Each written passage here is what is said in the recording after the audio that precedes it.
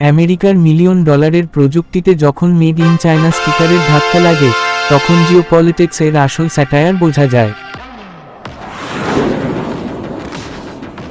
আজকের এই রোমাঞ্চকর বাংলা ডকুমেন্টারিতে আমরা উন্মোচন করছি সামরিক দুনিয়ার এক অবিশ্বাস্য জালিয়াতি। ভিডিওটি ভালো লাগলে এখনই লাইক এবং বন্ধুদের সাথে শেয়ার করে আমাদের চ্যানেলটি সাবস্ক্রাইব করে রাখুন। 1979 সালের বিপ্লবের পর চরম মার্কিন নিষেধাজ্ঞায় পড়ে ইরান।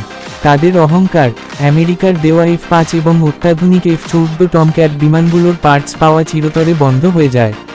কিন্তু ইরান দমে যায়নি, তারা প্রতিটি আমেরিকান পার্টস খুলে শুরু করে রিভার্স ইঞ্জিনিয়ারিং। আর এই অসম্ভবকে সম্ভব করতে পেছনে থেকে গোপনে সাহায্য করে চীন। প্রকৌশলের ভাষায় এই চতুর কৌশলকে বলা হয় এভিওনিক্স রেট্রোফিট। ইরান তাদের F-5 বিমানের পুরো ককপিট, ওয়্যারিং এবং রাডার বদলে সেখানে বসিয়ে দেয় ইতালীয় প্রযুক্তির চাইনিজ ক্লোন চিপসেট। এমনকি F-5 এর বডি ব্যবহার করে তারা কাউসার ও সাইকেহ নামক নতুন যুদ্ধবিমান তৈরির দাবি করে। সবচেয়ে বড় শক ভ্যালু আসে তখন, যখন দেখা যায় আমেরিকার তৈরি বিশ্বের একমাত্র সচল F-14 টমক্যাট বিমানগুলোর মূল অস্ত্র ফিনিক্স মিসাইল অকেজো হয়ে পড়লে ইরান চীনের গাইডেড প্রযুক্তি ও চিপসেট রেট্রোফিট করে ফাকুর-90 মিসাইল বানিয়ে নেয়।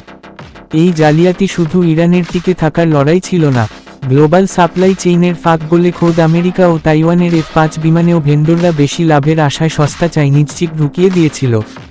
দেশপ্রেম আর টিকে থাকার এই মরণপণ লড়াইয়ে শত্রু দেশের প্রযুক্তি দিয়েই শত্রুকে ঘায়েল করার এমন সিনারিও ইতিহাসে বিরল।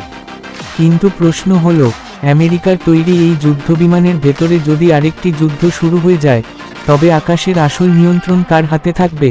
তা জানতে হলে আমেরিকার মিলিয়ন ডলারের প্রযুক্তিতে যখন মেড ইন চায়না স্টিকারের ধাক্কা লাগে